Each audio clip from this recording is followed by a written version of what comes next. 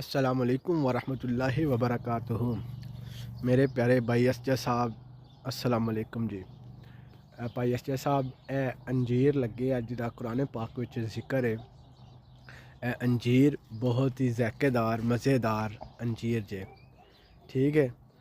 ए वेख लो, ए रोज़ाना जिथे मैं काम लगे उत्थे लगे है, तो मैं रोज़ाना जनाब जी जो जो पकदा है खो के खाना, ठीक है। ए दाना हुन खोलने पाकिस्तान ते काले काले दाने होंदे ने ना, ते ए हून जो किसी परिंदे ने खादे है। कोई अच्छा जा दाना ढूंढने ए मिल गया दाना, ए वेख लो। ए भाई आस्ते साहब असी अंजीर खोया ते ए हून खा लिया।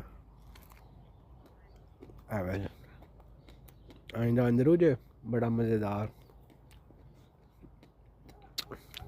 ठीक है।